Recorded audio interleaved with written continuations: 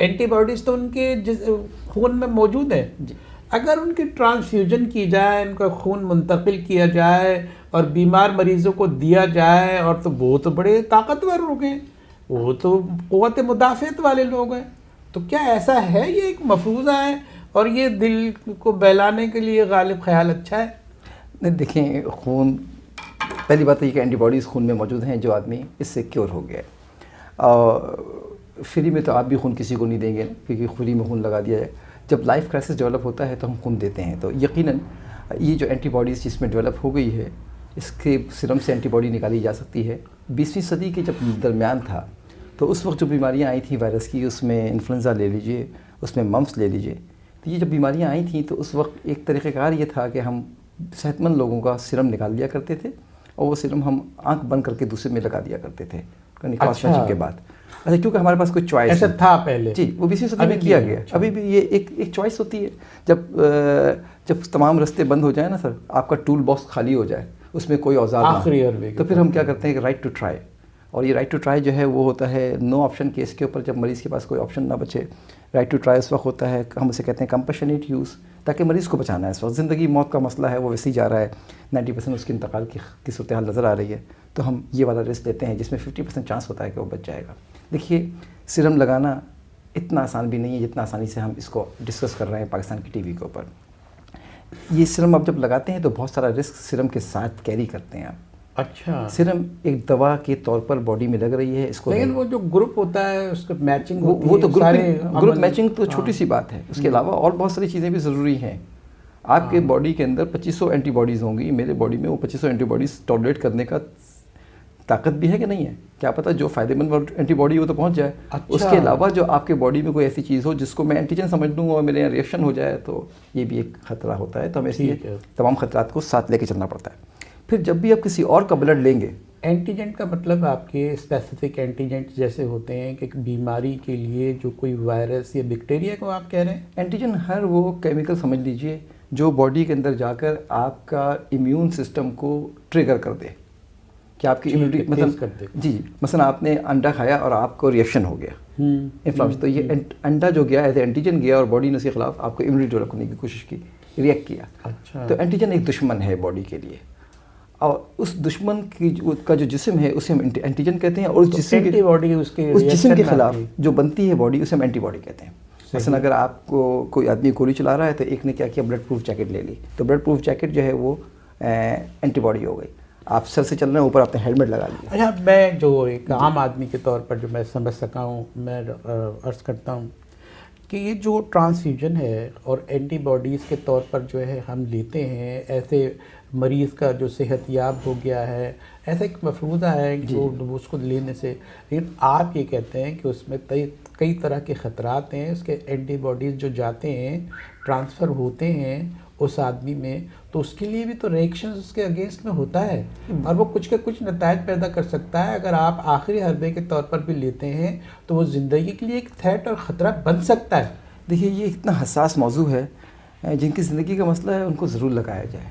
आप रिस्क के पोशीदा ख़तरात और फ़ायदा दोनों को वे करते हैं, और ये डॉक्टर वे करता है, पूरा मेडिकल हेल्थ केयर सिस्टम है वो वे करता है कि किसको लगाना है किसको नहीं लगाना। लेकिन ये बात कहीं से भी मेरे होशो हवास में नहीं आ सकती कि एक आदमी को कोरोना अभी पॉजिटिव हुआ है, आप उसको दूसरे का सीरम लेके लगा दें, ये समझ में नहीं आता। अच्छा। क्योंकि आपके जो कोरोना दुनिया में जो पॉजिटिव हुए हैं, हमारे जो नामनहाद जो साइंसदान हैं आजकल बहुत बोलने के शौक़ में मुब्तला हैं और वो उन्होंने इब्तला तारी कर रखी है समाज पे, वो तो इसी तरह के हम खाना बात कर रहे हैं और वो तो कह रहे हैं कि एंटीबॉडीज़ हैं और ये मुरव्विज तरीक़ा है और ये पहले का भी है और अब भी ऐसा किया जा सकता है, हमें हल नज़र आ रहा है और हम बहुत जल्दी इसको क्योर कर लेंगे। ऐसी बातें नहीं। मच्छर को अगर आप गोला मार के मच्छर मारना चाहते हैं तो और बात है। मच्छर को बेहतर तो ये है कि मच्छरदानी से मारें। अगर गोला मार के मारना है तो और बात है, गोला जब मारेंगे मच्छर को दीवारें भी तो गिरेगी। मैं बहुत मुअद्दबाना अर्ज़ करता हूँ जी कि अगर ये इतना ही बाअसर है, इतना ही महफूज है जितना कि हमारी आवाम ने समझा है, तो 14 घंटे की फ़्लाइट है भाई इटली, गो टू इटली। वहाँ पे लोग ज़िंदगी मौत की जंग लड़ रहे हैं हर वक्त। वहाँ पे लोग जो हैं तकरीबन 10,000 लोग मौजूद हैं। प्लीज़, वहाँ पे बहुत सारे लोग सेहतमंद भी हो गए, उनका निकालिए, सिर्फ लगा दीजिए, उन 10,000 लोगों को तो बचा लीजिए। अगर देखिए एक और अजीब मामला ये है कि अगर आप सेहतमंद लोगों को लगा देंगे, हो सकता है सेहतमंद लोगों को नुकसान ना पहुँचे, लेकिन ये कौन तय करेगा कि ये इन लोगों को अल्लाह ने बचाया कि आपके सीरम ने बचाया? क्योंकि ऑलरेडी दुनिया में जाहिर है कि ये तो हमारा अक़ीदा है कि खुदा ही बचाता है, लेकिन एक सबब के तौर पर तो साइंसी सबूत कहाँ से आएगा? आपके ग्रुप में तो लोग वैसे ही बच रहे हैं, जवान लोग तो बच रहे हैं, डाटा तो बता रहा है ना। कई लोगों को कोरोना हुआ बगैर किसी ट्रीटमेंट के बच गए। आपके सामने सईद गनी साहब हैं, उनको तो ट्रीटमेंट नहीं किया। अब अगर सईद गनी साहब ने किसी दिन फिल्म देखी थी तो हम कहते हैं फिल्म जो है उस कोरोना का इलाज है, इस तरह तो नहीं होगी। आप फिल्म की जगह उसको साइंटिफिकली प्रूवन होना चाहिए। तो अगर आप सीरम लगा देते हैं, हम कैसे कहेंगे कि सीरम ने बचाया था या खुद ब खुद बचे थे? तो इसलिए हमें समझना पड़ेगा कि सीरम लगा के हम कोई गैर ज़रूरी रिस्क तो नहीं ले रहे प्लेसिबो का।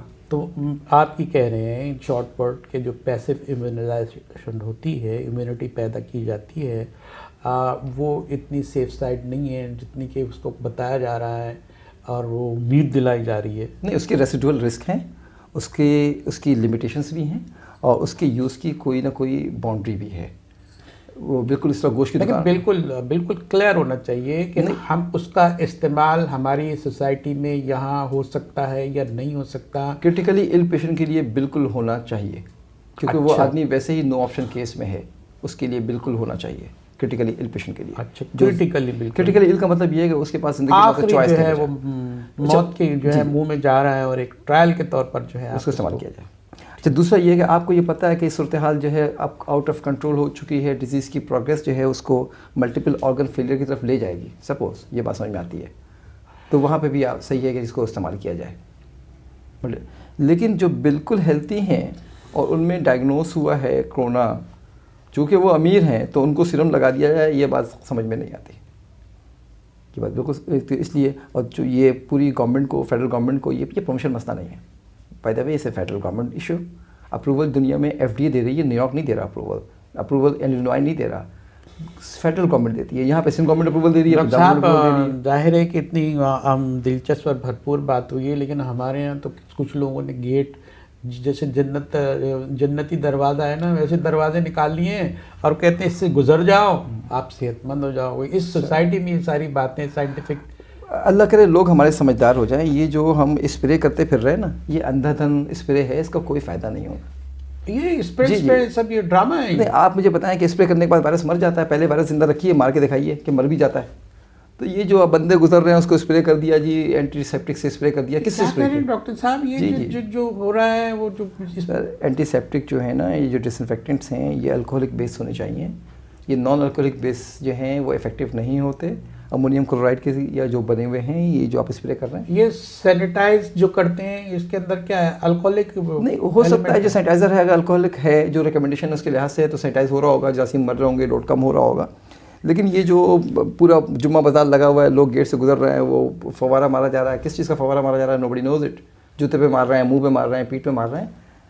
ये मतलब थोड़ा सा ये समझदारी, दिल के बहलावे के लिए हमारे पास क्या नहीं। हम क्यों साइंस को इन्वेंट कर रहे हैं? क्यों नहीं हम देख रहे हैं दुनिया में जो लोग लीड कर रहे हैं, वो अमेरिका है, जापान है, वहाँ क्या हो रहा है? क्या जापान में यही हो रहा है? हम देखें ना, हम मतलब इतनी दुनिया इतनी दूर तो नहीं है। Just go to the Google, search it.